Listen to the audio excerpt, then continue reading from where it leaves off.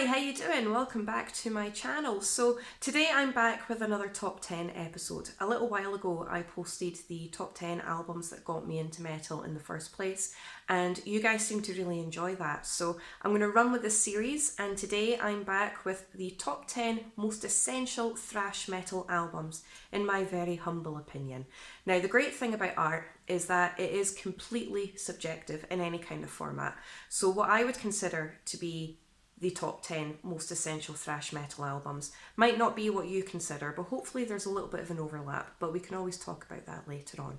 So instead of waffling on about what it is that I'm going to do, I'm actually going to get on with it and start with my list. Now, these are in no particular order whatsoever. Even though I consider them to be the top 10, I haven't ranked them in any particular order. I have a hard enough time doing that with specific album rankings, which I will be doing more of, and my album of the year list. So I am not going to inflict any unnecessary pain on myself. So these are in no particular order. So first up, I'm going to be starting off with Death Angel with the Ultraviolence, and this was their debut album that was released in 1987. Now, this record just features absolutely everything that you would consider for a classic thrash metal album. And even over 30 years down the line, it's still an awesome album to listen to, and it just doesn't age. Now, as far as thrash metal albums go, this one is particularly technical. It's got some very intricate guitar work, and it kind of goes all over the place a little bit. Some very unexpected moments throughout the record. But the great thing about this band, especially back then, is that they basically just want you to play what they wanted. You know, they didn't want to follow any kind of set rules or pattern or anything like that. Whatever they thought would go well in the album, they just played it regardless of what people's opinions were, and it really worked. You know, it's really crunchy, it's really catchy, it's really addictive. The guitar work is absolutely stunning in this. Very melodic in places, but also brutally fast. And it's got some really, really diverse riff patterns in this as well. Particularly in Voracious Souls, Mistress of Pain, and the screams in Mistress of Pain are absolutely unreal.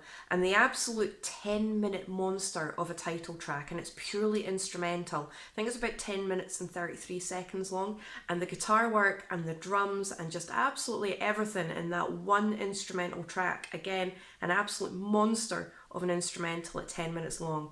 It's just absolutely unreal. Okay, so next up we're going to go over to Germany for some German thrash metal, and I have Kreator with Pleasure to Kill, which was released in 1986. And this was the band's second studio album, and they were going for the absolute ferocity, the speed, and just absolute brutality in this record. Now, every song on this record is about a different way to die, which is also very pleasant, obviously. And it's just really brutal and really ferocious, but the guitar work is just absolutely screaming in this record. You know, it's just a really thrashy, brutal record, and the production in this record compared to their first album has vastly improved as well. Particular tracks that stand out for me in this record are The Pestilence and Riot of Violence. Okay, so next up on my list, I've got Overkill with Years of Decay, which was released in 1989, and it was the band's fourth studio album. Now, this could be considered a bit of a curveball, considering it's quite different compared to the previous three albums that the band released. You know, it's quite a bit more technical in the riffage, it's very experimental, and it's also a lot darker.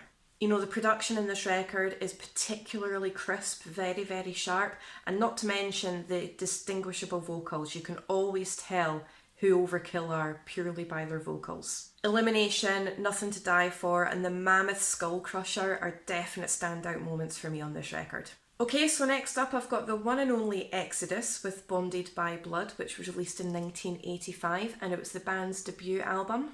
And this is just proper, high energy, no nonsense, straight for the jugular thrash metal. Now, Exodus are so much more than the band that Kirk Hammett co-founded and then left to join Metallica in 1983. They certainly pack a horrendous punch. And I honestly think that this record in particular was one of the most defining records for the thrash metal genre. And the thing that I like most about this record are the really unique vocals. They're very much more high-pitched compared to what you would normally find in a thrash metal record. And they've got a bit of a punk kind of hardcore edge to them. But this is definitely, without a doubt, through and through an absolutely fantastic thrash metal record. Exodus, and then there were None, Piranha, Metal Command. These are all huge standout moments on this record. I particularly love those 4 tracks. Now, speaking of Metallica, of course I'm going to have to include a Metallica album in this list, and I've got Metallica's Ride the Lightning, which was released in 1984, and it was the band's second studio album. And what an absolutely iconic record this is. You've got your flying solos, you've got your epic riffage.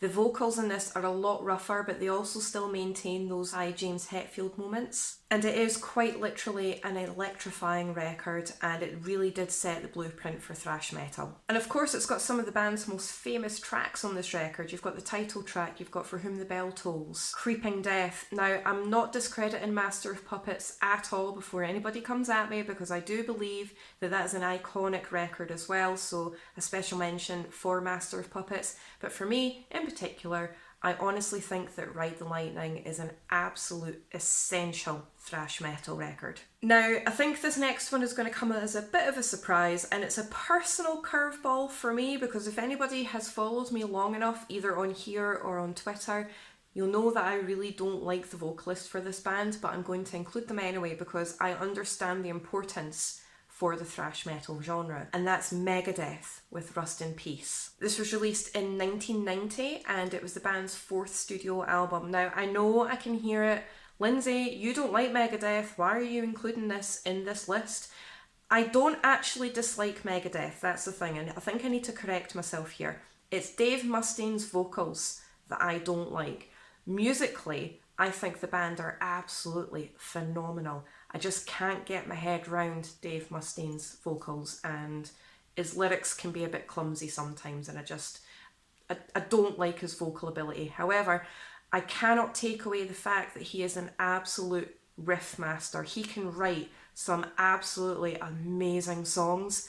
I just don't like his singing style at all. But the thing that I really like about this record, and the reason I'm including it, is because Dave focuses more on the music and the technicality of the riffage rather than the vocal side of things. And I think that really shows, and it just sounds an awful lot better compared to the other records. You know, it's just really musically consistent and impressive, but not only that, the bass, you can actually hear the bass in this record as well, which I absolutely love. I do love a good bass. Hangar 18, Take No Prisoners, Tornado of Souls, Lucretia, all of these tracks are absolutely brilliant. So I had to include Megadeth because even though I'm not a fan of Dave Mustaine's vocal ability, musically this band are absolutely unreal.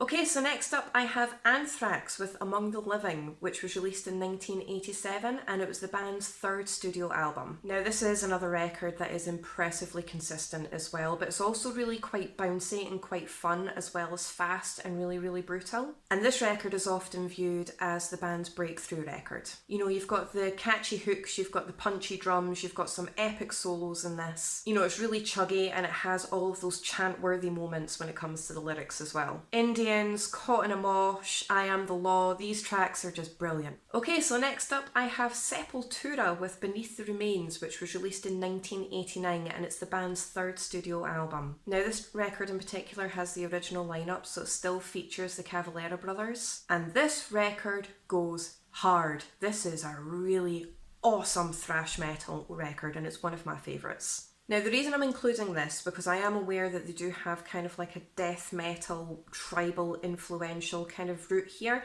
but they do have a thrash metal era, and this is definitely the strongest out of their thrash metal era. You know, it's really intense, it's really chuggy, it's really fast, it's absolutely ferocious. Mad solos, absolutely thunderous drums, some really polished production in this. Sarcastic Existence, Stronger Than Hate, Inner Self, these are all standout moments on this record for me, so I had to include this record. Okay, so for the last 2, and again these are not in any particular order whatsoever, I haven't ranked them or anything like that, but I am very aware that I've just fired through this as quickly as I possibly can, so you guys aren't sitting here watching this video for ages.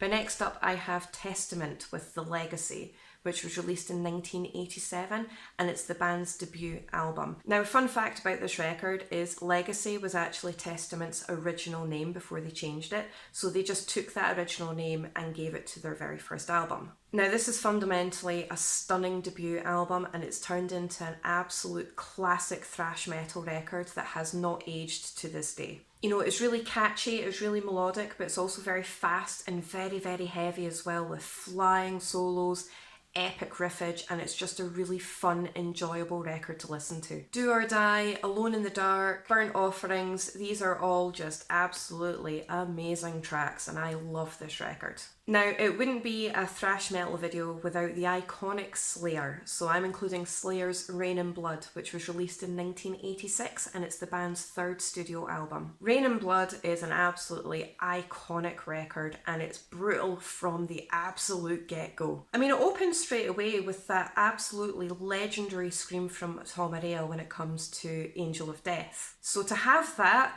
as your opening track on this record and then bookend it with Raining Blood, just this record is unreal. You know, it's evil, it's sinister, it's brutal, and it's got all of that thrashy goodness in between. You know, it's instantly recognisable with some of the band's most famous tracks, and it's one of thrash metal's most famous records of all time. Angel of Death, Raining Blood, Criminally Insane, Altar of Sacrifice, all of these tracks are just absolutely unreal, so of course I had to include it in today's list. So that's it for my top 10 most essential thrash metal records. If you can comment down below to let me know what you think of this list, and is there anything that you would change, anything that you would take out, anything that you would add, is there anything that you just don't want to be in the list at all, let me know and we can have a wee chat about that. I'm always open to everybody's opinions. There will be a lot more top 10 videos coming very, very soon. If you can like, share, subscribe, I really do appreciate your support. Thank you so much, and I'll see you in my next video.